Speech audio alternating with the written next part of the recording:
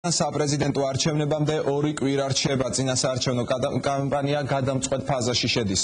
რა დასკვნების საშუალებას იძლევა წინასაარჩევნო კამპანია და ბრძოლის რა მეთოდები აირჩიეს პრეზიდენტობის კანდიდატებმა, როგორ მუშაობენ პრეზიდენტობის მსურველები იმისთვის, რომ 5 იანვარს გაიმარჯვონ. მთავარი გზავნილები ამომრჩევლებს პრეზიდენტობის კანდიდატთა წინასაარჩევნო კამპანიას არჩევანის სტუდიაში შეაფასებენ ჟურნალისტები კობა ლიკლიკაძე და პაატავე შაპიძე და პოლიტოლოგები თემური აკობაშვილი და შალვა ფიჩხაძე. საღამოშვიდობის ბატონებო, მოგესალმებით. ძალიან დიდი მადლობა გადაცემაში მონაწილეობისთვის.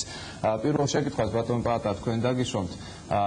ეს არჩევნები 2008 წლის 5 იანვრის არჩევნები რითია განსხვავებული წინა არჩევნებისგან, რაც საქართველოში ჩატარებულა თავისი წინასაარჩევნო კამპანიით?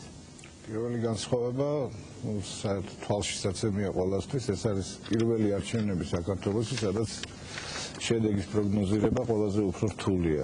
ადრე ჩვენ კარგად გვახსოვს, ტარდებოდა არჩევნები, სადაც შედეგის პროგნოზირება შეიძლება 99.9%-იანი სიზუსტით და ეხლა ეს რთულია, გართულებულია იქნება თუ არა მეორე ტური, ამაზე პასუხი ძალიან ძნელია ეხლა, ვინ გაიმარჯვებს და ასე შემდეგ. ეს პირველი განსხვავება. მეორე განსხვავება ის გახლავთ, რომ საპრეზიდენტო არჩევნებს შევადარებთ წინას, ასეთი აქტიური კამპანია ამდენ პრეზიდენტობის კანდიდატს არ უწარმოებია ერთდროულად, მე რამდენადაც მახსოვს. და ეს ერთგვარად საინტერესოს ხდის ამ არჩევნებს, ამიტომ წინასაარჩევნო პერიოდს უბრალოდ ამიტომაც ძალიან საინტერესოა. არ ვიცი, არჩევანი ყველაფერი ჩვეულებრივად მეც. ბატონ კობა, აი ამ არჩევნებზე თქვენი აზრით რასაც უყურებთ, ამომრჩეველი უფრო დიდ მნიშვნელობას ანიჭებს კანდიდატის პროგრამას თუ თავად კანდიდატს, ანუ ისევ აი ქარიზმატული ლიდერის მოთხოვნა არის საზოგადოებისგან? შეიძლება იყოს ერთის და შეიძლება იყოს მეორე, მაგრამ მე მაინც მგონია, რომ ამჯერად ამომრჩეველი ვეთანხმები პატას უფრო რთული არჩევანის წინაშე არის, იმიტომ რომ მართლაც რეალურად თითოეული ამომრჩეველის ხმის, კეთილგანწყობის, მისი გულის მოსაგებად ვებერთელა დანაპირებიც არის და თანხებიც ედება და ჩვენ ხედავთ, რომ გზადაგზა ხდება კიდევ უფრო მეტი, ასე ვთქვათ, დაპირებების მიცემა. მე მაინც მგონია, რომ ამ არჩევნებში უფრო გაიმარჯვებს რაციონალური დამოკიდებულება და არა მაგალითად მხოლოდ ქარიზმის ხიბლი, რაც რა თქმა უნდა კიდევ ერთხელ ვიმეორებ, არ არის მეორე ხარისხოვანი და გაიმარჯვებს ალბათ ის კანდიდატი, რომელიც უფრო მოახერხებს ამორჩევლების გულთან მისვლას, მიუხედავად იმისა, რომ არის რა თქმა უნდა ემოციური ფონი, რაც სასტარტო პირობების დროს შესაძლებელია ვინმეს აყენებდეს უკეთეს პირობებში, ვინმეს უარეს პირობებში, მაგრამ უნდა გვაუწყდება, რომ ჩვენ საქართველოში ვცხოვრობთ, სადაც ეს შეიძლება კვირანახევარი გადამწყვეტი იყოს ადამიანების გულის მოსანადირებლად, შეცდომების დასაშვებად და პირიქით ამ შეცდომების უკეთესად გამოსაყენებლად. ასე რომ მე მაინც მგონია, რომ როგორც ერთი ჭკვიანი კაცი ამბობდა, ამ შემთხვევაში იქნება ძალიან ძნელი არჩევნის გაკეთება, იმიტომ რომ იოლი არჩევანის გაკეთება, როდესაც არჩევანი არა გაქვს, მაგრამ ეხლა არჩევანი არსებობს რეალურად და შესაბამისად იქნება ძალიან რთული სწორი არჩევანის გაკეთება. ანუ მთავარი გველოდება წინ 5 იანვრამდე ეს 2 კვირა. ბატონ შალვა, აი თვითონ მოდი დავიწყოთ, სანამ ლიდერებზე გადავიდოდეთ უშუალოდ, თავად პროგრამაზე საუბარი, რამდენად გამჭვირვალეა, რამდენად გასაგებია ეს პროგრამები, რომელსაც თავაზობენ კანდიდატები თავის ამომრჩეველს? სანამ მაგაზე უშუალოდ მაგ შეკითხვაზე გადავიდოდე, გაგცემდეთ პასუხს, უნდა ითქვას, რომ ამჟამად თუ შეიძლება ასე ითქვას, დაკვეთა ამომრჩევლის მხრიდან პროგრამაზე უფრო მაღალია, ვიდრე აქამდე არსებობდა. ანუ უფრო მეტი არსებობს მოთხოვნილება იმისა, რომ კანდიდატებს ჰქონდეთ პროგრამა. აქამდე იმის გამო, რაც უკვე ითქვა, აქ პროგრამებს დიდი ყურადღება აქამდე არ ექცეოდა, იმიტომ რომ აქამდე რაც არჩევნები შემდგარა საქართველოში, ეს ყოველთვის იყო უკვე რაღაც სხვა მოვლენების შედეგად ჩამოყალიბებული, გაფორმებული გმირის, ასე ვთქვათ, აღსაყდრების, თუ შეიძლება ასე ითქვას, გაფორმების რაღაც ფორმალური ცერემონია იყო არჩევნები. მაშინ როდესაც ახლა კანდიდატებს უწევთ მართლა ბრძოლა, მათ ყავთ სერიოზული კონკურენტები, ისინი ერთმანეთის სერიოზული კონკურენტები არიან და ერთ-ერთი კომპონენტი გარდა ქარიზმატულობისა და გარდა შიშველი პოპულიზმის ხშირად ერთ-ერთი ელემენტი, რაც პროდუქცია, რაც მათ უნდა შესთავაზონ ამორჩეულს, ეს გახლავთ პროგრამა. ამიტომ პროგრამაზე ნამდვილად არსებობს დღეს სერიოზული მოთხოვნა და კარგია ესა, ეს აიძულებს კანდიდატებს ჰქონდეთ პროგრამა, რამდენად რეალისტურია ეს პროგრამა თუ არა, ამაზე ალბათ მოგვიანებით ვისაუბრებთ აქ, მაგრამ ამავე დროს ეს აძლევს ამორჩეულს და მოსახლეობას იმის საშუალებას, ჯერ ერთი იცოდეს ვის ირჩევს, უпростоოდ რითი მოდის ესა თუ ის ადამიანი და მეორე იცის რისთვის მოსთხოვოს შემდეგ პასუხი თუ ამ ადამიანს აირჩევს. ანუ კონკრეტულად ამორჩეულს ამ შემთხვევაში ექნება ქაღალდზე დაწერილი რაღაც დაპირებები და ეცოდინება კონკრეტულად რისთვის უნდა მოსთხოვოს პასუხი და შეასრულა თუ არა ადამიანმა კანდიდატმა ის, რასაც პირდებოდა, რაც აქამდე სიმართლე გითხრათ არ ხდებოდა.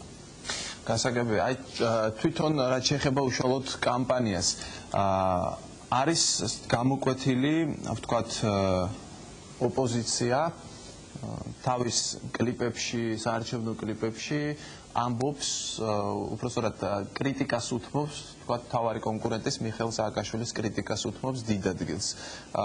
თავად სააკაშვილის სლოგანი არის ასეთი: საქართველოს სიღარიბის გარეშე. მე არ მინდა შედარება გავაკეთოთ, მაგრამ აი რომელი უფრო ჭრის საზოგადოებაში, რომელი უფრო გასაგებია ხალხისთვის? ხალხისთვის გასაგებია მუხთა დენი და მუხთა გაზი. და ჩემი აზრით საკმაოდ მცირე დრო ჰქონდათ მიცემული როგორც ოპოზიციურ პარტიებს ხელისუფლებას, რომ ნორმალურად მოემზადებინათ ნორმალური წინასაარჩევნო კამპანია.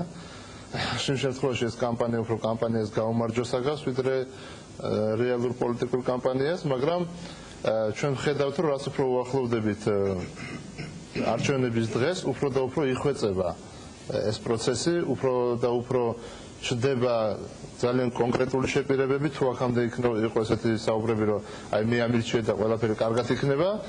ეხლა უკვე გამოიკვეთა ეგრეთ წოდებული გზავნილები, ანუ მესიჯები, უშუალოდ რას უნდა ელოდეს ამ კანდიდატისაგან, რას არ უნდა ელოდეს. ამ თვალსაზრისით გასაკვირი არ არის, რომ ოპოზიცია ძირითად აქცენტს აკეთებს, ასე ვთქვათ, შავ პიარზე, სანამ ისინი მოიფიქრებდნენ თვითონ რა უნდა გააკეთონ კარგი, ჯერ მიუთითებენ რა იყო ცუდი. და მოწინააღმდეგე რატომ არის ცუდი. ამიტომ მე ამით ავხსნიდი ამას და არა იმიტომ, რომ მაინც და მაინც შავი პიარი უნდა ოპოზიციას რო აკეთოს. ეს დროის მოგების თვალსაზრისითაც კეთდება ალბათ და რომელი უფრო მეტყველია, ალბათ მეტყველი იქნება უფრო დაპირებები, კონკრეტული დაპირებები და მე მიმაჩნია, რომ ჩვენ უკვე შევედით ძალიან რაღაც კომიკურ სიტუაციაში, როდესაც გამოცხადებულია დიდი აუქციონი, მე უფრო მაგარ რამეს შეპირდება საქართველოს მოსახლეობას. აი $200 არა $300. აქაც ზომიერების ფაქტორი უკვე მოიშალა. ხო, არა მოიშალა, იმიტომ რომ მე ვფიქრობ, რომ რაღაც სერიოზული დისბალანსი შეიქმნა უკვე და არის ნამდვილი, ასე ვთქვათ, აი აუქციონი, ვინ უფრო მეტ შეპირდება მოსახლეობას. 200 ლარს შეპირდები თუ 300 ლარს შეპირდები. ესეთ განათლებას შეპირდები თუ ისეთ განათლებას. ნეონის შუქებით გაუნათებ თუ რაღაც ახალი წლის შუქებით და ასე შემდეგ ახლა რა თქმა უნდა, მაგრამ აი ეს არაჯანსაღი ელემენტები აშკარად გაჩნდა ამ კამპანიაში და ეს სულ სწრაფობა რომ გინდა თუ რა ახლა უნდა მოვიგოთ, აი ახლა არის ასე ვთქვათ შეშმარიტების მომენტი და ახლა უნდა უთხრათ ყველაფერი ჩვენ მოსახლეობას, მე ცოტა მაშინებს, იმიტომ რომ მე მაინც ვფიქრობ, რომ უფრო მნიშვნელოვანი არჩევნები დღევანდელი 5 იანვრის არჩევნები კი არ არის, ამეთ არ იქნება საპარლამენტო არჩევნები. აი მე რა შევიდებიან ძალიან მაინტერესებს. ბატონ პაატა, თქვენც მინდა იგივე შეკითხვა დაგისვათ, აი აქცენტები არის თუ არა სწორად მიმართული ხალხისკენ? პირველ ადგილზე, ბუნებრივია, არის სოციალური საკითხები და სოციალური საკითხები იყო ყოველთვის საქართველოში, რაც არჩევნები ჩატარებულა მგონი, თუ არ ჩავთვლით პირველ არჩევნებს, მას შემდეგ ყოველთვის იყო სოციალური საკითხები პირველ თემად. მე გავაგზავნებ ფატასას და არცაც და ბატონ თემურისას უკეთ. და იმდენად მართლა ეს აუქციონი რაღაც ისეთ კომიკურ ფაზაში შევიდა, რომ ამის უკან რაღაც გარკვეული დრამატული სურათი შეიძლება წაიკითხოს კაცმა, კერძოდ რას გულისხმობ.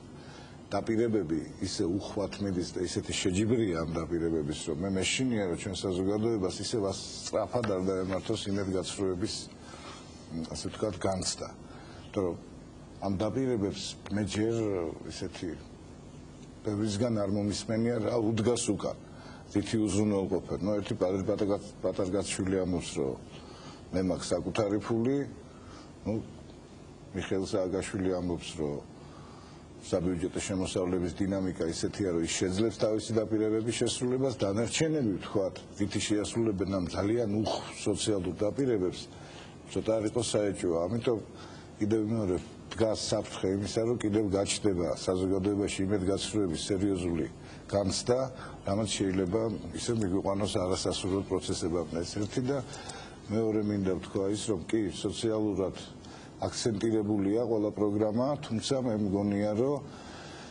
წინა არჩევნებისაგან განსხვავებით პოლიტიკური ასე ვთქვათ, პუნქტები თუ პოლიტიკური რაკურსებიც ჭარბობს ამ არჩევნებზე, პროგრამებში, კერძოდ მე გულისხმობ სახელმწიფო მოწყობის პრინციპების შეცვლას, ასევე საქართველოს საგარეო პოლიტიკის და საგარეო ორიენტირების ჩამოყალიბებას მრავალი კანდიდატის მიერ.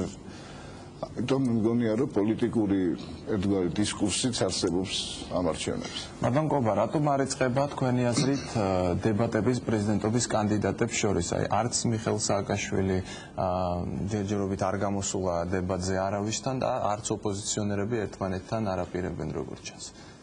ნუ მე მგონი ახლა ეს ჩვენთან არსებული პოლიტიკური კულტურა არ არის ამისთვის მე მგონი მზად. შეიძლება დაღმერთ მაქნას რომ მევცდებოდი და ეს იყოს რაღაც ბოლო დარჩენილი 2007 წლის დღეების სიურპრიზი, რაც ჩვენთვისაა გადანახული, თუმცა მე ეჭვება და მე ამაზე პასუხი არ მაქვს, ეს ალბათ თქვენ შეგეძლებათ მე კანდიდატებს დაუსვათ. ტონის მიცემი მაინც მე მგონი იქნება ბატონი მიხეილ სააკაშვილი, ისევე როგორც თემური და პატაბრძანებდა ისო შეჯიბრია და პაექრობა ამ სოციალურ დაპირებებსა და ნუ რეალურადაც ხედავთ რომ ესეა, ამის ტონის მიცემი იყო პრეზიდენტ მიხეილ სააკაშვილი, რომელმაც 7 ნოემბრის შემდეგ მოსახლეობის გულის მოგება და ამას შევხედოთ რეალურად სიმართლეს თვალებში მოინდომა ზუსტად იმით, რომ მოინდომა კი არა, ალბათ ეს სწორი იყო, უნდა სოციალური პროგრამები და პაკეტები გამოსულიყო მოსახლეობაში, რადგან მთელი 4 წლის განმავლობაში სოციალური სფერო უკანა მხარეს იყო გადადებული, როდესაც ბიუჯეტში შედიოდა ცვლილებები და უფრო ძალოვანი სტრუქტურებისკენ იყო მიმართული ეს პრიორიტეტები.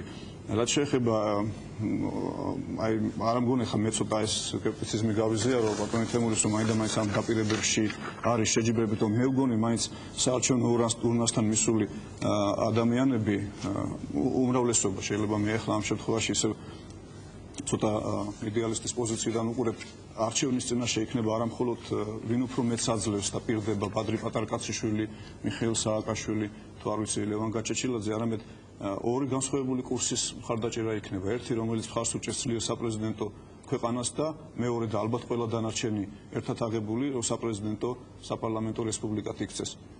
რაციონალური ნაწილი ამორჩეულებისა არჩევნებს ამ კუთხითაც გააკეთებს, მიუხედავად იმისა, ის მიიღებს თუ არა რაღაც აი ამ დანაპირებს ან იმ დახმარებას, რაც უკვე გაიცემა უხვად ხელისუფლების ერთიანი კანდიდატისაგან თუ ოპოზიციის მომხრეებისაგან. იქაც არჩევანი გვაქვს. ძალიან ძნელია ამის დათვლა. ყველაზე უკეთესად მე მგონი ამას 5 იანვრის არჩევნებს და ერთი რამე მინდა ვთქვა, რომ აი ამ დღევანდელ სიტუაციაში მე მაინც მგონია ადამიანები უფრო გონივრულად მოიქცევიან ამორჩევლები, რადგან ცუდ მოხელეს ყოველთვის ზოგჯერ ირჩევენ კაი ადამიანები, რომლებიც საარჩევნო ურნებთან არ მიდიან. და მე მგონი, რომ 5 იანვრის არჩევნები ამითაც უნდა იყოს გამორჩეული კარგი ადამიანები არ დარჩებიან განზე და გარედან არ დაუწყებენ ყურებას ამ პროცესებს. ბატონ შალვა, გადამწყვეტი ამ არჩევნებში თქვენი აზრით იქნება სწორედ სოციალური პრობლემატიკის გამო გაკეთებული არჩევანი? და შესაბამისად ის დაპირებები, რომელიც სოციალურ სფეროში არის ხოლმე და მე ერთი ეპიზოდი მახსენდება 2003 წლის არჩევნებიდან, როდესაც ერთ-ერთ პოლიტიკურ გუნდს, ბევრ პოლიტიკურ გუნდის აბედითი არჩევნები გახლდათ, როგორც გახსოვთ 2 ნოემბრის არჩევნები რით დამთავრდა, მე ყველამ კარგად იცის. ერთ-ერთ პოლიტიკურ, ბევრ პოლიტიკურ გუნდს, მაგრამ ერთ-ერთზე საუბარი ახლა ყავდა საარჩევნო ტექნოლოგიები, ასე ვთქვათ, ჩამოყვანილი სპეციალისტები, რომლებიც მას ამ გუნდს ეუბნებოდნენ, რომ დაპირდით ყველაფერს ამორჩეულს, აბსოლუტურად ყველაფერს. რაც შეგიძლიათ და არ შეგიძლიათ, ყველაფერს დაპირდით. ნუ ახლა აქედან იყო ესეთი კი, მაგრამ მე რო ვერ შევასრულოთ აქედან და საპასუხო შეკითხვა იყო, თქვენ გამარჯვება გინდათ თუ პატიოსნები გინდათ რომ დარჩეთ. ასე რომ აი ეს დაპირებებს იცით გადამწყვეტი იქნება ის, რამდენად მოსახლეობა გააკეთებს არჩევანს არა გულით, არამედ გონებით. გულით გაკეთებული არჩევანი ჩემი აზრით მაგრამ ეს ჩემი პირადი მოსაზრება არავის თავს არ ვახვეცხადია უფრო ტენდენცია აქვს მცდარობისკენ ვიდრე სისტორისკენ გულით შეიძლება აირჩიო გულის სწორი მაგრამ მსახური რომელსაც ირჩევდა პრეზიდენტი ეს მსახური უნდა იყოს და არა პატრონი უნდა აირჩიო რაციონალურად და უნდა აირჩიო გონებით აქედან გამომდინარე მე ვფიქრობ რომ გადამწყვეტი იქნება ის როგორ გააკეთებს ხალხი არჩევანს იფიქრებს ის იმაზე თუ ვინ რას პირდება, არამედ იმაზე, თუ ვინ როგორ შეასრულებს დანაპირებს. იფიქრებს ხალხი იმაზე, აი ეხლა რას მივიღებ თუ იფიქრებს იმაზე, რა მოხდება ხვალ, როდესაც მე ამას მივიღებ. საარჩევნო პერიოდია, თქვენ რას ატყობთ, უფრო გული თუ გონება? აქამდე გულით კეთდებოდა უფრო არჩევანი, მაგრამ მე მაინც იმედი მაქვს, რომ დღეს მეტი ადამიანი გააკეთებს გონებით არჩევანს, ვიდრე აკეთებდა აქამდე და ეს ქვეყნისთვის იქნებოდა კარგი. ბატონ თებურ, როგორ ახერხებენ პოლიტიკოსები დიალოგს, აი უშუალოდ ხალხთან დიალოგს გამოსდით, აი გულწრფელობა, ცოტა ესეთი ნათქვამია, აი თვითონ საზოგადოებაში რა განწყობაა, როდესაც გამოდის ამდენი კანდიდატი, 7 კანდიდატი და მასთან შეხვედრა სურს ყველას. მზად არის, აი გათვითცნობიერებულია საზოგადოება, თვითონ ამომრჩეველი. თქვენ მეკითხებით დაახლოებით ის მე ბიბიკო ილიკო და ილარიონშია სოდის მიღებაზე ხო იცი სოდას როგორ იღებს და ილიკო ხელზე იყდეს და ილარიონიო კოზითო ახაც დაახლოებით მაქს სცენარიდან არის იმიტომ რომ ჩვენ ვხედავთ რომ ვინც ხდება რეგიონებში კანდიდატებს სინამდვილეში ისინი არიან ამ კანდიდატის ასე ვთქვათ აქტივისტები ხო აი ჭეშმარიტ მოსახლეობასთან აი გლეხის ოჯახში შესვლა და რაღაცა ხო ნუ ცოტაა მაინც იმიტომ რომ ნუ გასაგებია ყოველთვის ესეა და ყველა ქვეყანაში ესეა და თუ ხალხი მაინც და მაინც აბეთი შევხედო ის როგორი გამოიყურება არ მიდის ხოლმე ხო დიალოგი ძირითადად მაინც ხდება ტელევიზიის საშუალებით დიალოგი მაინც ხდება პლაკატების ბილბორდების საშუალებით და იგივე რეგიონებში ჩასვლაც თუ არ გაშუქდა ტელევიზიის საშუალებით არის ხოლმე, ნუ შეიძლება ჩავიდეს და ზოგი 20 კაც შეხვდეს და ზოგი 2000 კაც და ამას დიდი მნიშვნელობა არ ექნება.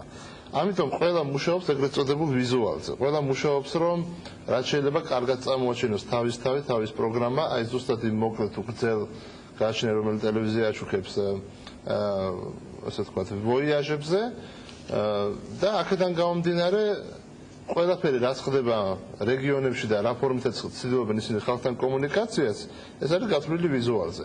ეს არჩევნები მითაც განსხვავდება სხვა არჩევნებისგან, რომ ყველა მისწავლა ეს ტექნოლოგია და ხალხთან ურთიერთობა და მესიჯების გაგზავნა და ყველაფრის შეპირება და ასე შემდეგ, ხო? და ხარისხობრივად გაცილებით მაღალ ხარისხზეა ტექნოლოგიური ხარისხი მაქვს მხედველობაში ეს არჩევნები ვიდრე ყველა წინა არჩევნები იმიტომ რომ ყველა პარტია პრინციპში ყველა კანდიდატი რომელიც მონაწილეობს ნუ შეიძლება თითო როლას გამოკლებით ნუ ხა პატრიკაშვილი არ ჩამოსულა და არ ვიცით ის როგორ მოახდენდა ამ ყველაფერს ხდება საკმაოდ მაღალ დონეზე მედია ტექნოლოგიების გამოყენების კუთხით ეხლა რომელი მიდის მესიჯი და არ მიდის მაშინ აი ამ ქაოსში ამ პრიორიტეტში და ამ მენიუში მე მაინც წუხარ რომ თქვა რომ სოციალური თემები იქნება ალბათ გადამწყვეტი სოციალური თემები იქნება გადამწყვეტი იმიტომ რომ ხალხს რეალურად უჭირს ხალხს რეალურად ჭირდება დენიც წყალიც გაზიც გათბობაც შეშაც სამუშაო ადგილიც და ყველაფერი იმიტომ რომ თუ მას ეს ყველაფერი არ აქვს ის უკვე აღარც ნატოზე ფიქრობს აღარც რა მეფეზე ფიქრობს, აღარც პარლამენტზე ფიქრობს და მისი სულ ერთია საქართველოს საპარლამენტო იქნება, მონარქია იქნება, ნატოში შევა თუ არაზე წავა, ხო? მისთვის თავარია რომ მისი ოჯახი იყოს სითბოში, კომფორტში და ნუ ელემენტარულ გამოდის რომ დიდია შესაძლებლობა შეცდეს ამორჩეველი. არ მგონია რომ შეცდეს ამორჩეველი, იმიტომ რომ იცით რა, ფოკუს ვერან ვერ ჩაატარებს და მე არ მგონია რომ ვინმეს ჰქონდეს რაღაც განსაკუთრებული შესაძლებლობები რომელიმე კანდიდატს რომ რაღაც უცებ შექმნა საქართველოში საყვარლებული დემოკრატია, ხო? ვიცით რა რესურსები შეიძლება არსებობდეს საქართველოში, რა რესურსების შემოტანა შეიძლება და ისიც ვიცით რომ პრინციპში სოციალური პროექტები რაღაცა რაოდენობით მოხდება და არა ისე როგორც პირდებიან. რუსები ძახიან ამბიშატნი значит ჟინიცა, ამიტომ რასაც შეპირდებიან ეგრე არ მოხდება. მაგრამ რაციონალი იქნება უკვე არჩევანში ვინ უფრო რაციონალურს პირდება და არა ვინ უფრო მეც პირდება. იმიტომ რომ ახლა ხო ხდება ხალხი რომ როცა გაჩუქებაში რაღაცას ყველა არავინ და არაფერს არ გაჩუქებს, ხო? ან რო გეუბნებიან რომ ბიუჯეტიდან ეს ამას მიიღებ, ის ბიუჯეტში ფული ისევ ვისი ჯიბიდან შევიდეს, ხო? ვიღაც ჯიბიდან ხო შევიდეს. ისევ მოსახლეობის ჯიბიდან. ამიტომ რომელი შეპირებას უფრო რაციონალური იქნება, მე ვფიქრობ, მაინც ის იქნება გადამწყვეტი. მეორე მთავარი მომენტი, რაც ამ არჩევნებში იქნება, არის ის ალბათ ჩემი აზრით, რომ არჩევნების ურნასთან გააკეთებს ძალიან დიდი ნაწილი ამორჩევნების და საბოლოო გადაწყვეტილებას.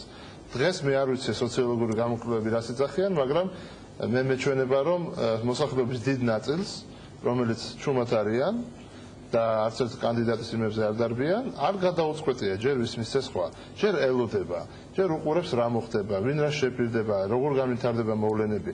გადამწყვეტე ზუსტად აი ეს მოსახლეობის ნაწილია, რომელიც აი როცა შევა იქ და მიიღებს გადაწყვეტილებას, აი ეს იქნება ყველაზე მთავარი. ის იქნება რაციონალური, ირაციონალური, ფქვილის, პურის თუ დენის ხარჯზე. რა ვიცი, იქ ადგილზე აიწონება და იქ უკვე გამოიკვეთება რამდენად იმუშავა რომელიმე კანდიდატის ასე ვთქვათ PR კამპანიამ.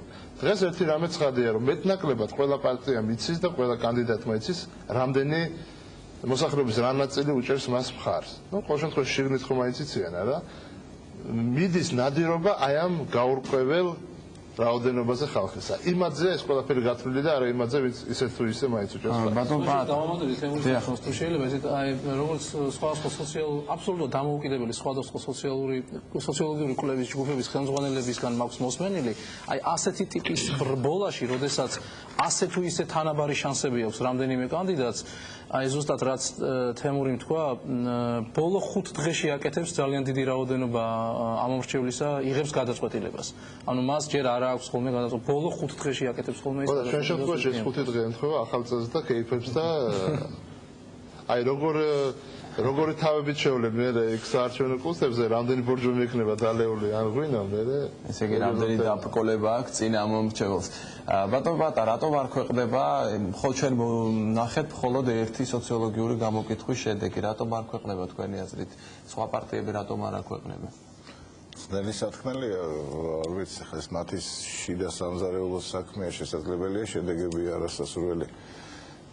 შესაძლებელია არ უნდათ რომ წინასწარ ვთქვათ თავის უპირატესობა აჩვენონ თუ ასეთი არსებობს მე ამაზე პასუხი გამიჭირდება მაგრამ მე ერთი რამ შემიძლია სოციოლოგური გამოკითხვებთან დაკავშირებით თქვა როგორც ბატონი თემური ბრძანება ეს გამოკითხვები ერთი არა ორი გამოქვეყნდა ეს გამოკითხვები აჩვენებენ რომ ყველაზე დიდი მასა ანუ დაახლოებით სადღაც 2/3 ფარგლებში არის სწორედ ის ვინც პასუხს არ ეძლევა შეკითხვაზე. ანუ ჯერ არჩევანი არ გაუკეთებია. ამიტომ მე ვფიქრობ, რომ სწორედ ეს მასა გადაწყვეტს ამომრჩევლისა არჩევნების საბოლოო ბედს.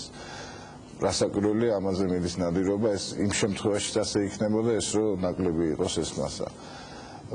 ერთ-ერთი გამოკითხვით ეს გახდათ, აი, ვინც პასუხს არ ეძლევა არჩევანზე, ეს გახდათ 60%, ერთ-ერთი გამოკითხვით ეს გახდათ 53 თუ რაღაც 52%-ის რაიონში. ანუ ადამიანები და სხვათა შორის მე ეს მაძლევს იმის განცდის და იმის ფიქრის საშუალებას, რომ ადამიანები არჩევანს რაციონალურად გააკეთებენ, ყოველ შემთხვევაში მათი დიდი ნაწილი მაინც, რადგან ისინი ჯერჯერობით ელოდებიან. ჯერჯერობით აი რას ელოდებიან? უყურებენ, ითვლიან, უყურებენ იმას, ვინ რას პირდება, უყურებენ იმას, ვინ რა რესურსით პირდება და ვინ რა რესურსით აპირებს ამ დაპირების შესრულებას.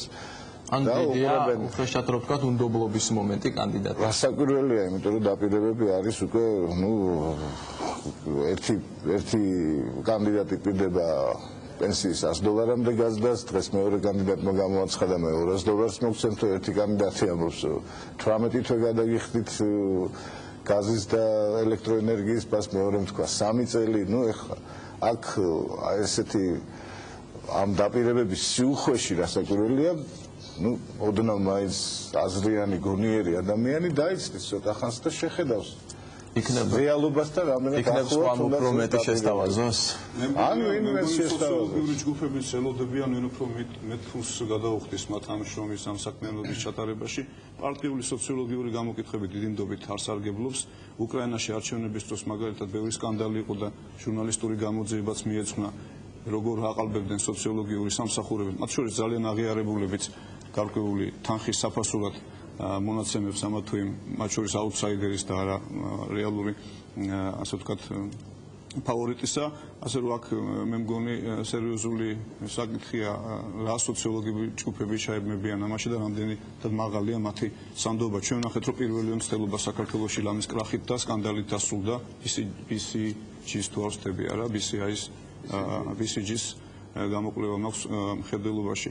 რაც შეეხება სიურპრიზებიც როგორ ჩანს წინ არის, იმიტომ რომ გუშინ წინ ჩვენ თუ გუშინაც ვიცოდით რომ ბადრი პატარკაშვილი არ ჩამოდის საქართველოში, დღეს მისი საარჩევნო შტაბი აცხადებს რომ ის ჩამოვა. ბადრი პატარკაშვილი ალბათ ჩამოდის არა მარტო უხვი დაპირებებით, არამედ მას შესაძლებელია მის სიტყვიერა არსენალში კონდეს კიდე სხვა რამეები, რაც რეალურად შეცვლის წინასაარჩევნო ბრძოლის ამ სურათს, რომელიც საქართველოში შესაბამისად არსენალში ექნება რამე მიხეილ სააკაშვილსაც. მარტო ის რადგის რომ იგი ახლა მიდის უშუალოდ სახლებში ათეულს ხამებს, სხვათა შორის მე უკვე დავატყვე რომ ზოგიერთმა კანდიდატმა წონაში საკმაოდ მოიმატა, რადგან ყველგან სუფრებია გარშილი და გინდა არ გინდა ახლა კახელი ადამიანის გული რომ მოიგო, ერთი-ორი ჭიქა უნდა დალიო იქ და მწვადის გაძიძქნოდა. ეს როგორ აღისახება ჩვენი პოლიტიკოსების ხვიძზე მე ახალი წლის შემდეგ ეს უკვე მე არ ვიცი. მაგრამ გულწრფელად თანაუგზნობ მათ, იმიტომ რომ სააკაშვილმა ისინი გამოიწვია კიდევ ერთ ახალ, ასე ვთქვათ, ასპარეზობაში ჩააბა. უკულავად დიეტას დაждები. ხო, ხო, დიეტოლოგებს ბევრი სამუშაო მიეცემოთ. ასე რომ მე მგონი მაინც ეხლა ნაადრევია ლაპარაკი და წინასწარმეტყველება, ისე მე ბისმარკის უკვდავი ფრასა მახსოვს, რომ არასოდეს იმდენს არ ტყუია რამდენსაც ნადირობის შემდეგ ომის დროს და არჩევნების წინ, ასე რომ საქართველოში ეს ხრესტომათიური ჭეშმარიტება სახეზია. ბატონ შალვა, დღეს თამაშის წესებს წინასაარჩევნო კამპანიის დროს ადგენს რომელი პოლიტიკური ძალა? ვინ კარნახობს თამაშის წესებს, ოპოზიცია თუ ხელისუფლება? რა თქმა უნდა, მე მგონი ხელისუფლება. ხელისუფლება კარნახობს, ხელისუფლებას აქვს ინიციატივა, თუნდაც ის რომ ხელისუფლებამ გამოაცხადა ვადამდელი არჩევნები, რაც ალბათ ძალიან ბევრისთვის თუ ყველა ოპოზიციონერისთვის იყო მოულოდნელობა, იმიტომ რომ ყველა ელოდა საპარლამენტო არჩევნებზე რაღაც აქცენტის გაკეთებას და აპრილში გამოცხადებას. ამ დროს გაჩნდა ეს ახალი გამოწვევა ვადამდელი საპრეზიდენტო არჩევნების სახით. ეს უკვე ინიციატივის თავიდანვე ხელში აღება იყო და ეს ხელისუფლებამ წარმატებით შეძლო, მან მართლაც აიღო თავიდანვე ინიციატივა ხელში და ახლაც უფრო კარნახობს ხელისუფლება, იმიტომ რომ ხელისუფლებას უბრალოდ აი ასეთი კარნახისთვის მეტი რესურსი გააჩნია. ეს არის როგორც მატერიალური რესურსი, ფინანსური რესურსი ხელისუფლებაში, ასევე მედია რესურსი და ასევე ადმინისტრაციული რესურსი, რათა ერთი ნაბიჯით წინ იყოს ხოლმე ყოველ. რა არის ოპოზიციის ძლიერი მხარე? ოპოზიციის ძლიერი მხარე ამ შემთხვევაში არის ისევ და ისევ ხელისუფლების უამრავი შეცდომა. ის შეცდომები, რომლებიც გროვდებოდა აი ამ 4 წლის განმავლობაში, რომელთა ასე ვთქვათ, დაწურული სახით გამოვლინება იყო ის ტრაგიკული მოვლენები, რომელთაც ნოემბერში ჰქონდათ ადგილი და რომელმაც ქვეყანა ბეწვის ხიდზე გაატარა. მადლობა ღმერთის სამშვიდობოს გავედით ჯერჯერობით, მაგრამ მაინც ბეწვის ხიდზე ვიყავით, ჩემი აზრით. ოპოზიციის ძლიერი მხარე ყოველთვის ნებისმიერ ქვეყანაში არის სხვასთან ერთად ხელისუფლების შეცდომები, მაგრამ ოპოზიციის ძლიერი მხარე ასევე უნდა იყოს ოპოზიციის პროგრამა, რაც თავაზობს ის ხელისუფლების სანაცვლოდ და აქ ჩემი აზრით, როგორც წეგან მოგახსენეთ, მოთხოვნილება პროგრამებზე უკვე დიდია, რამდენად ადეკვატურ და რაციონალურ პროგრამას თავაზობს ყველა ოპოზიციონერი კანდიდატი, ეს უკვე ამორჩევლის გადასაწყვეტია. მე ახლა ამ პროგრამების შეფასებას ცხადია არ შეუდგები, რომ მიკერძებულობაში არ ჩამომართვას რომელიმე კანდიდატმა, მაგრამ ჩემი აზრით რაციონალური ელემენტები ზოგში მეტია და ოპოზიციონერების კანდიდატების პროგრამაში ზოგში ნაკლები. ბატონ თემურო, თქვათ ერთი წუთით გადავდოთ გვერდზე ხელისუფლების კრიტიკა, რომელსაც ეწევა ოპოზიცია, რა რჩება ძირითადი ესეთი კოზირი ოპოზიციას მაშინ? ძირითადი კოზირი ალბათ რჩება ის, რომ ისინი რაღაცას განსხვავებულად გააკეთებენ, დაწყებული სახელმწიფოს მოწყობიდან მხედველობაში მაგ ამ საპარლამენტო რესპუბლიკა ან მონარქია დამთავრებული რაღაც სხვა გეგმებით, ეს იქნება სოციალური, ეს იქნება ბიზნესი თუ ეს იქნება კიდე სხვა სფეროებში და ჩვენ უკვე ვხედავთ, რომ პრინციპში ოპოზიციას გაუჩნდა საკმაოდ სქელტანიანი, ასე ვთქვათ, პროგრამები, რომელშიც მთელი რიგი თემები არის დეტალურად გაწერილი და ეს არის ალბათ პირველი შემთხვევა ის საქართველოს არჩევნებში, როდესაც პარტიების პროგრამები არ გავს რაღაც ქსეროქსზე გადაღებულ პროგრამებს ხოლმე, ხო? და არის ყველას ერთნაირი რო ხონდა. არის უკვე მთელი რიგი განსხვავებები მიდგომებში და უშუალოდ ეკონომიკა რამდენად ლიბერალური უნდა იყოს, რამდენად სოციალურად ორიენტირებული უნდა იყოს, რა უნდა ვქნათ სოფლის მეურნეობაში, რა უნდა ვქნათ ენერგეტიკაში, რა უნდა ვქნათ საგარეო ურთიერთობებში. ეხლა ზოგიერთ შემთხვევაში უფრო გააზრებულია დაუშვათ პროგრამაში მოყვანილი მაგალითები ან გზები, ზოგიერთ შემთხვევაში საერთოდ უკაცრავად ბრიყულია ხოლმე. სიბრიყვე განსაკუთრებით ჭარბად არის საგარეო პოლიტიკაში, ნიშნადობლივად რუსეთთან ურთიერთობაში. აი მაინც არა, მოვაგვარებ, აბა როგორ მოვაგვარებს ერთი ძალიან მაინტერესებს რა. ანუ ესე ვთქვათ, რომ მოვაგვარებ, დაველაპარაკები, შეუთვლი, მივალ, მუხლებს ჩავარდები და ეგეთი რაღაცები. მე არ მჯერავს ხოლმე ეგეთი რაღაცების, მაგრამ ამდენი რუსეთთან ერთადაც მოვაგვარებ და ნატო პრიორიტეტია. მაშინ რა არათავსებადი და აი რა უნდა ჩაწერონ პროგრამაში, ვთქვათ, მოგვარების გზები, აი უცხოეთში საზღვარგარეთ როგორ ხდება, უნდა ისეთ რა, საზღვარგარეთ ალბათ რუსეთთან პრობლემა იმდენი არ აქვს და მათთვის პრიორიტეტული არ არის, მაგრამ ყოველ შემთხვევაში დაუშვათ არის გამორკვეული ასე ვთქვათ, იდეოლოგიაზე დაფუძნებული პრიორიტეტები, ხო? თუ ისინი მიდიან დაუშვათ დასავლეთში, რატომ მიდიან? თუ მიდიან ვიღაცას მოზამბიკში, რატომ მიდიან მოზამბიკთან, ხო? ის რომ რუსეთთან ურთიერთობა არის მოსაგვარებელი, ყველამ ვიცით. ის რომ აფხაზეთი და ოსეთი დასაბრუნებელია, ყველამ ვიცით, ხო? და ამ მიმართულებით მე მგონი არავინ არ აკლებდა ძალისხმევას არც ხელისუფლება და არც ოპოზიცია, ხო, თავის წილი ოპოზიციას ეს უნდა უთხრათ, რომ ახლა არის ოპოზიციაში ხალხი, რომელიც ახლა არ მინდა მიკერძოებაში ჩავმერთვას, მაგრამ ნუ მე ვიცი მაგალითად რამოდენიმე ადამიანი იგივე რესპუბლიკურ პარტიაში, სხვა პარტიებშიც, ვინც საკმაოდ აქტიურად ცდილობდა თუნდაც სახალხო დიპლომატიის დონეზე ამ საკითხების მოგვარებას, ხო? ერთ-ერთი ბატონი შალვაცარის სხვათაშორის. არაპარტიული. მაგრამ რა მინდა ვთქვა, რომ ამიტომ ჩვენ ვხედავთ, რომ იმის და მიხედვით თუ პარტიას რა რესურსები ყავს, მას შეიძლება პროგრამაში ჰქონდეს ძლიერი მხარეები, რაზეც მას უმუშავია წლების განმავლობაში, დაუშვათ ეკონომიკური ბლოკი, რო აიღოს მაისაშვილის პროგრამა, ხო? მას ძალიან სერიოზული ეკონომიკური ბლოკი გააჩნია. ხო? თუმცა სხვა ბლოკები მას ესეთი სერიოზული არ აქვს. სხვა ლეიბორისტების პროგრამა რო აიღოთ, სოციალური ბლოკი ტრადიციულად ძლიერია, რამდენად რეალისტურია და არა ეს სხვა საკითხია, მაგრამ მათ ამ თემაზე ბევრი აქვს ნაფიქრალი და შესაბამისად მათ თავისი რაღაც მოსაზრებები აქვს. ხშირად მეკითხებიან პატარკაციშვილი და ნატო. პატარკაციშვილს ეთყობა არ უფიქრია ჯერ ამ თემაზე და ამიტომ მისთვის საერთოდ ის სხვა პრიორიტეტებზე აკეთებს აქცენტებს და ნატოს თემაზე და საგარეო პოლიტიკურ თემებზე ისე არ აკეთებს აქცენტებს. ყველა ცდილობს ის გაყიდოს, რაც ყველაში ყველაზე მაგარია. ამიტომ კიდევ ერთხელ გავიმეორებ, რომ ძალიან პატარა დრო იყო იმისათვის, რომ ყოვლის მომცველი პროგრამები ჩამოეყალიბებინათ.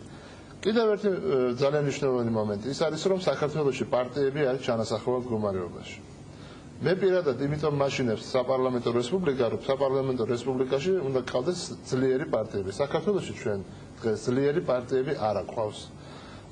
თითო ოროლა პარტია, რომელიც მეტნაკლებად, ასე ვთქვათ, გამოკვეთილია, მაგრამ როგორც ერთი მერცხალი ვერ მოიყვანს გაზაფხულს, ისე ორი პარტია ვერ შექმნის პოლიტიკურ სისტემას, ჩვენ არა ვართ არც ამერიკის შეერთებული შტატები და არც კიდე სხვა სახელმწიფო, რომ რაღაც ესეთ სისტემაზე გადავიდეთ და აქედან გამომდინარე მნიშვნელოვანია არა მარტო ის შენ როგორ დაპირდები და რას დაპირდები, არამედ განხორციელების გზები. რით განსხვავდები ხელისუფლებისაგან, ან ხალხით უნდა განსხვავდებოდე იმ გუნდით, ვინც ამას გააკეთებს, ან ხედვით უნდა განსხვავდებოდე და ან ორივეთი ერთად, როგორ გააკეთებ ამ ყველაფერს, იმიტომ რომ სასწაულები ალბათ არსებობს მარტო ბიბლიაში, ცხოვრებაში არ ხდება. ბატონ პატა, ეს ხო არ არის, აი ხშირად ამბობენ, რომ ოპოზიცია ემზადება 6 იანვრისთვის. ხომ არ არის უფრო შორეული პერსპექტივა, ვთქვათ, ოპოზიცია ემზადება საპარლამენტო არჩევნებისთვის? გააჩნია როგორ დამთავრდება 5 იანვრის არჩევნები ეს ამაზე ძალიან ბევრი რამ იქნება დამოკიდებული საპარლამენტო არჩევნებისთვის ოპოზიცია მზადებას დაიწყებს ჩემი აზრით სუბიექტურას ვამბობ 5 იანვრის არჩევნების შედეგებიდან გამომდინარე ეხლა რა მაძლევს ამის თქმის ასე ვთქვათ საშუალებას რატო ვფიქრობ ასე მე საქმე ის გახლავთ რომ 5 იანვარს თუ ოპოზიციის ყველა კანდიდატი დამარცხდა შესაძლებელია ოპოზიციას გაუჩნდეს мотиваცია იმისა რომ მათ ერთი ძლიერი რაღაც კოალიცია შექმნან ან რაღაც ამ დაგვარზე დაიწყონ ფიქრი ჯერჯერობით ჩვენ ნახეთ რომ მათ არათუ ვერ შეთანხმდნენ არამედ ეს არამიზანშეწონილად მიიჩნიეს საპრეზიდენტო არჩევნების დროს ეს ერთი მეორე 5 იანვრის არჩევნების შემდეგ მე მარტო მე არა ვარ ამაზე არიან ბევრი საერთაშორისო ექსპერტი რომელიც საქართველოსზე მუშაობს ბევრი ქართველი ექსპერტი რა იქნება 6 იანვარს 7 იანვარს 8 იანვარს ამის პროგნოზირება ძალიან რთულია ძალიან ძნელია დღეს იმიტომ რომ ყველაფერი შეიძლება მოხდეს გააჩნია როგორც ჩაივლის 5 იანვრის არჩევნები რამდენად გამჭვირვალე სამართლიანი და ასე ვთქვათ საზოგადოებისთვის მისაღები იქნება მისი შედეგები აქ ძალიან მნიშვნელოვანი იქნება საერთაშორისო დამკვირვებლების შეფასება, მაგრამ არანაკლებ მნიშვნელოვანი თუ უფრო მნიშვნელოვანი არა იქნება ის თუ მიიღებს თუ არა საზოგადოება ამ არჩევნების შედეგებს. ამიტომ ეხლა პროგნოზირება ან თქმა იმისა, რომ ოპოზიცია ემზადება საპარლამენტო არჩევნებისთვის მე ნაადრევად მიმაჩნია ამის თქმა შესაძლებელი იქნება 5 იანვრის შემდეგ. ბატონ გობა რა არის ის ხელისშემშლელი ფაქტორი რამაც თქვათ ოპოზიციას შეუშალა ხელი გაერთიანებაში და ვერ წარმოადგინა ერთი კანდიდატი საპრეზიდენტო არჩევნებზე ეს ბუნებრივია მათ შანსს ზრდიდა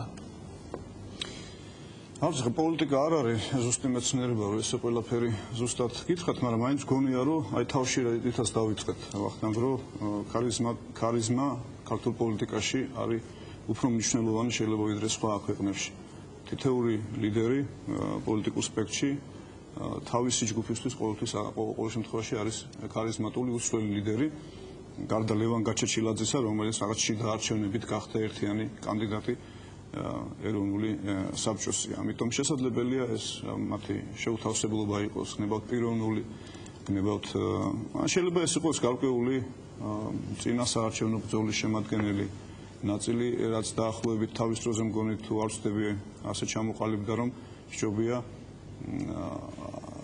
აი ამ გზით ასე ვთქვათ განცალკევების გზით მოვიპოვოთ უფრო მეტი ხმა და წავართვათ ხელისუფლების ერთიან კანდიდატს რათა არ დაიკარგოს არც ერთი ხმაც კი და აი მე თუ კი მეორე ეტაპი იქნება მე გავაერთიანოთ ჩვენი ძალისხმევა და თანადგომა ერთი რომელიმე ოპოზიციური კანდიდატის წინააღმდეგ ალბათ თავშივე გაერთიანება იქნებოდა ხო მაგრამ ასეთია ეს ლოგიკა რაც ჩვენს წინაშე გამოიტანეს ოპოზიციურმა პარტიებმა. აქ ეს მათი არჩევანია. ჩვენი არჩევანია 5 იანვარს. მოსახლეობის არჩევანი. მათი არჩევანი იყო ესეთი დაჯგუფება, ესეთი განლაგება წარმოედგინათ, როგორიც არის. ახლა ეს არის შეცდომა თუ არ არის შეცდომა. როგორც თემური ამბობდა, ახლა საქართველოს დიდხანს ვერ იქნება ამერიკის მსგავსი ქვეყანა ან ბრიტანეთი, სადაც ორი პარტია იბრძვის და ელექტორატიც ასეა ძირითადად განლაგებული.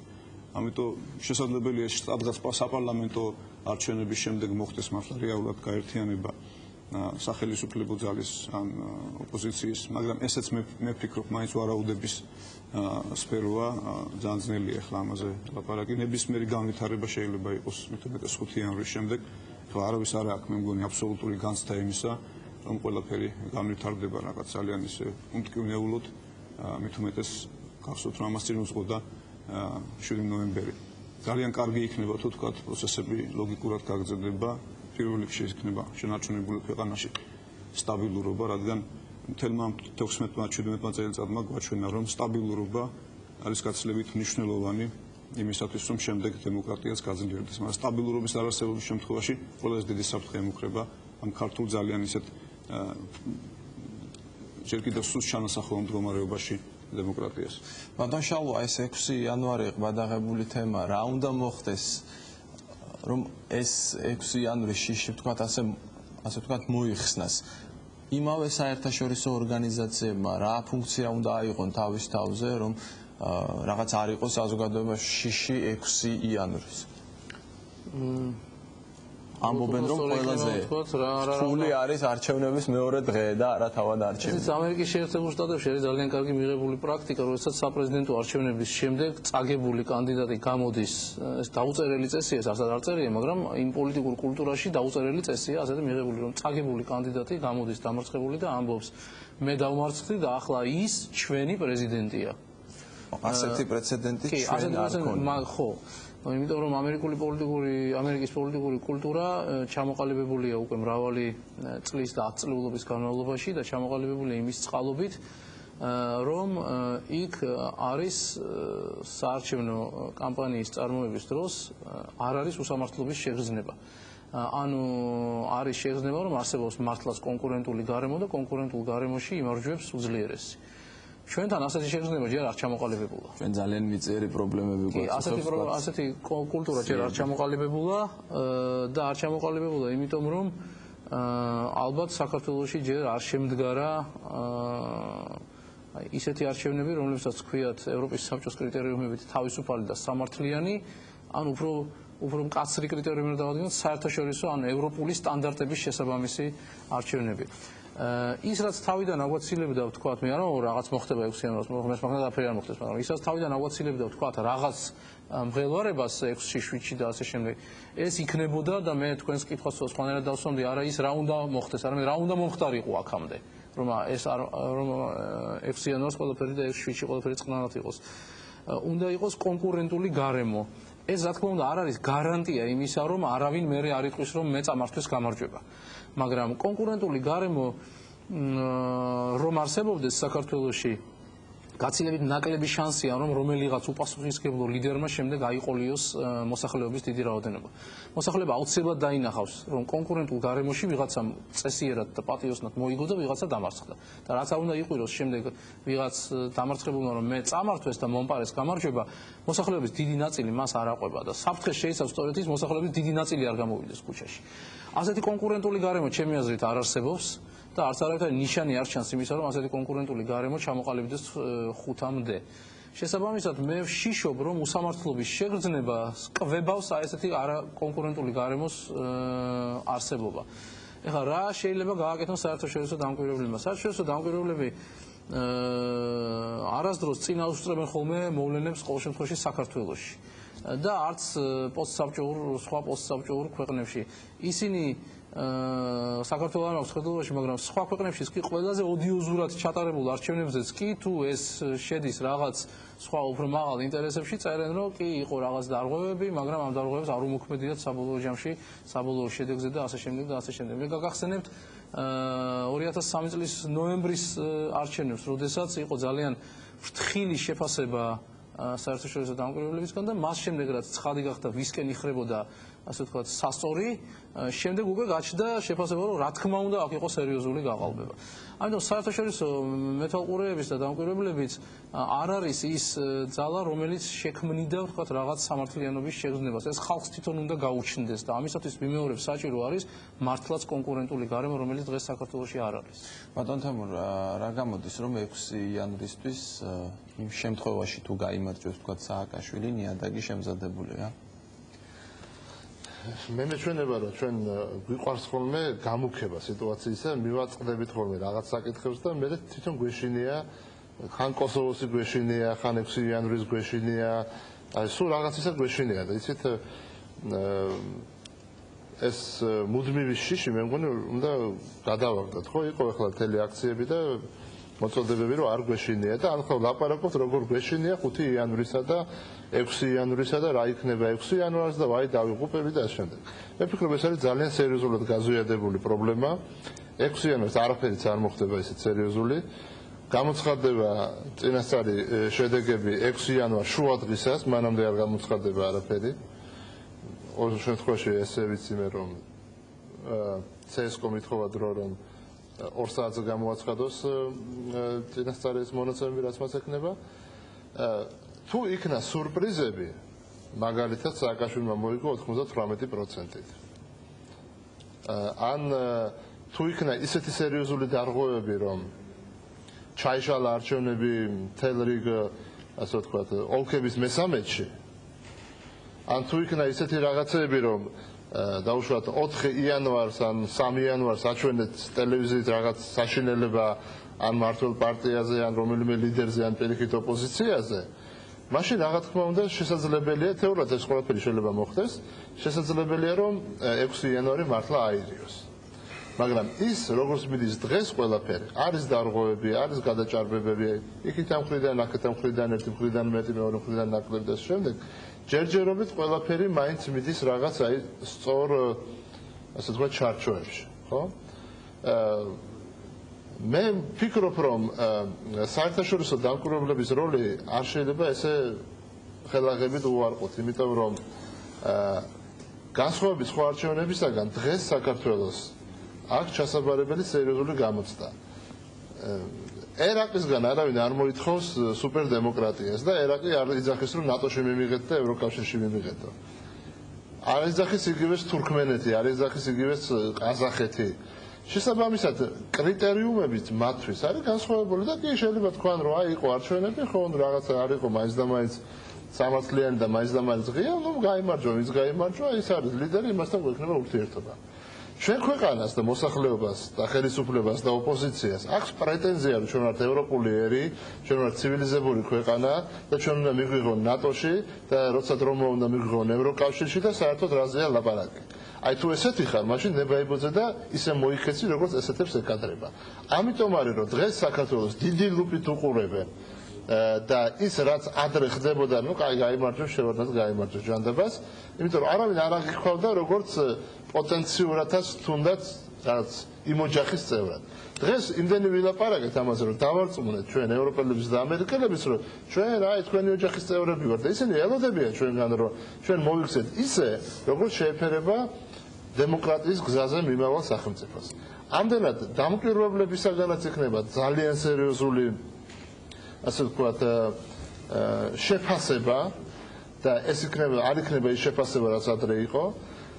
ამიტომ არის რომ საქართველოს მიმართ კრიტიკა ასეთი მწვავეა, როგორც იყო დაუშვათ ნოემბრის შემდეგ, როგორც ახლა ეს არის იგივე საერთაშორისო კრიზისის ჯგუფისა და სხვა ორგანიზაციების ასე ვთქვათ დასკვნებში, წინააღმდეგ შემთხვევაში ისინი იტყვიან, ხა რაღაცები მოხდა, რაღაც დაირღვა, რა გაჩნდებოდა.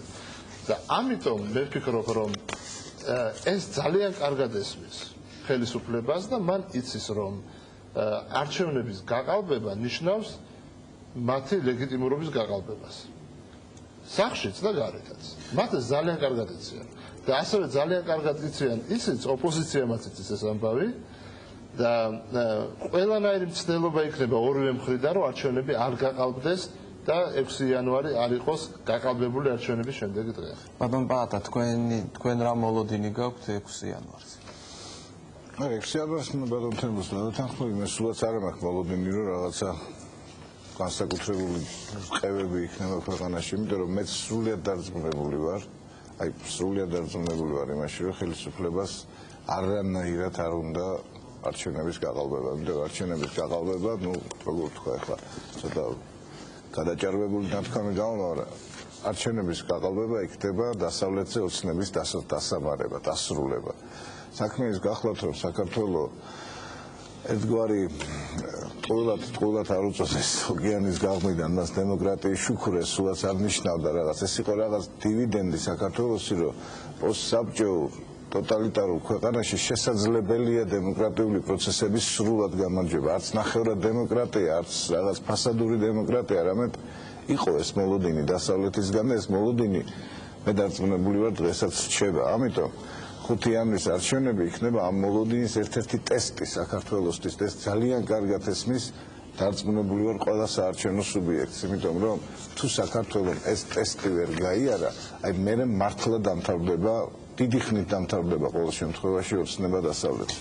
ამიტომ მე ვფიქრობ, რომ 5 იანვარს არჩევნები ჩატარდება მაქსიმალურად გამჭვირვალედ და ობიექტურად, უკაცრავად ორი სიტყვით კიდევ და ძალიან დიდი მნიშვნელობა ექნება და საერთაშორისო დამკვირვებლების დასკვნას და მე არ ვფიქრობ არ მშავლოსგან განსხვავებით, ეს დასკვნა იქნება ესეთი მორიგი, ასე ვთქვათ, სამუშაო დასკვნა, რომ იყო გაყალბებები, მაგრამ იქნება მართლა ძალიან სერიოზული დაკვირვება და მე ვფიქრობ, ეს დასკვნა ყველა იმ პუნქტში, სადაც საქართველოს ხელისუფლება არჩევნების ჩატარებისას კრიტიკას დაიმსახურებს, იქნება კრიტიკული. მე სხვა რაღაცას ვამბობდი, მე მოსალმობდი ისინი ასე დასმულად გააკეთებენ, რომ კი იყო რაღაც, მაგრამ მე ვამბობდი იმას, რომ აქამდე საერთაშორისო დამკვირვებლების შეფასება ასე ვთქვათ, ემხრობოდა იმ შედეგს, რა შედეგიც არჩევნებზე იდებოდა. ანუ გამარჯვებულის აღიარების თქმელი შედეგი იყო და არა ის რომ კი ამან გაიმარჯვა, მაგრამ გაიმარჯვა უსამართლოდ. როდესაც ადამიანი იმარჯვებდა არჩევნებში აქამდე, შემდეგ საერთაშორისო დამკვირვებლები ამბობდნენ რომ მან გაიმარჯვა სწორედ. ასეთი აღარ იქნება თქოს მაგას. საინტერესო მომენტია საერთაშორისო ორგანიზაცია თუ დაწერს, ვთქვათ, ორგანიზაციები დაწერენ დადებით დასკვნას, რომ არჩევნები ჩატარდა ობიექტურად, ხელისუფლებაც იტყვის, რომ არჩევნები ჩატარდა ობიექტურად, მაგრამ ოპოზიცია გამოვა ქუჩაში და გამოიყვანს თავის მხარდამჭერებს. აი, ჩვეულებრივმა რიგითმა ადამიანმა როგორ უნდა გაიგოს, ჩატარდა არჩევნები ობიექტურად თუ არა? ეს ახლა ვარაუდია, სულაც არ არის ფაქტი, რომ ეს ასე იქნება, იმიტომ რომ თავისუფლები ლევან ბერძენიშვილმა თქვა ევროსაბჭოში, რომ ეს სულაც არ ნიშნავს აუცილებლად, რომ ეს ქუჩაში იქნება ესეთი აქციები. მაგრამ იყო ბევრი საერთოდ რა არის, იცი ვახნა ბატონმა თემურმა ახსენა, დაპირება არ ნიშნავს სოციალურად მოიყვან.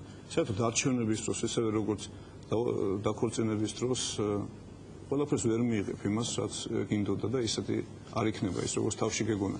ყველა უნდა შეეგუოს იმას, რომ შედეგები შეიძლება იყოს არა ისეთი, როგორიც შენ გსურს, მაგრამ თუ მართლა ეს ყველაფერი იქნება კონკურენტუნარიან გარემოში და მე ოდნავ არ ვეთანხმები ბატონ შალვას, იმიტომ რომ მაინც გონია, რომ ყველა სხვა წინასაარჩევნო პერიპეტიებთან და პერიოდთან შედარებით, აი ეს არჩევნები გამოირჩევა იმით, რომ გაცილებით უფრო მაღალია კონკურენტუნარიანი გარემო. რა თქმა უნდა, სახეზეა გარკვეული გადაცდომების და ადმინისტრაციული რესურსის გამოყენებას და ამაზეც უკვე ბევრი ითქვა, ახლა არ მგონია აქ ამაზე დროის დაკარგვა ხილდეს, მაინც გონია, რომ ცოტა უფრო მეტად არის განაწილებული სატელევიზიო ეთერის ყველა საარჩევნო სუბიექტისათვის. ფულიც არ მგონია, რომ ახლა ნაკლები კონდეს ყოველ შემთხვევაში ბატონი ბადრი პატარკაციშვილის პირადი ქონება დაახლოებით იმხელა რამდენიც არის საქართველოს ბიუჯეტი და დაპირებები, რომელიც მის საარჩევნო პროგრამაში მოვისმინეთ, ჩვენ არის ასტრონომიული და არც თუ არა რეალური, ხო? თუ გამოიცნებთ ამ ადამიანის შესაძლებლობას. მათ ხელში არის საინფორმაციო და სატელევიზიო საშუალებებიც. რა თქმა უნდა, კიდევ ერთხელ ვამბობ, არაფერი სრულყოფილი არ არის, მაგრამ კონკურენტუნარიანი გარემოც ცოტა უფრო მეტია. თუ ესე ძავა პროცესები, არ მგონია, რომ თქვათ მოხდეს ასე ვთქვათ ძალიან დიდი დარღვევები და არ შეეხება საერთაშორისო საზოგადოების დასკვნა, რა თქმა უნდა, ის მნიშვნელოვანია, იმიტომ რომ გამომდინარე თუნდაც იმ ვალდებულებებიდან, რაც ყველა პრეზიდენტის საპრეზიდენტო კანდიდატს აქვს, თითქმის უკლებლივ აქვს თავის წინასაარჩევნო პროგრამაში, რაც არის ევროპული ფასეულობა, კიდევ უფრო გაღრმავებული ინტეგრაცია ევროპასთან და ევროატლანტიკურ სტრუქტურებთან, ეს ბუნებრივია, ნიშნავს იმას, რომ ჩვენ უნდა მივიღოთ ყველა ის კანონი, რითაც ცხოვრობს ეს საზოგადოება, შესაბამისად ანგარიში უნდა გაუწიოთ დამკვირვებლების. ეს არ იქნება ისეთი, რომ თქვათ ეუთო და ევროსაბჭოს წარმომადგენლები არ ჩავიდა რუსეთში არჩევნებზე, მაგრამ პუტინი გახდა მაინც წლის საუკეთესო ადამიანი. ჩვენზე მობჟენილია მზერა, იმიტომ რომ ჩვენ გვინდა იმ ოჯახში შესვლა.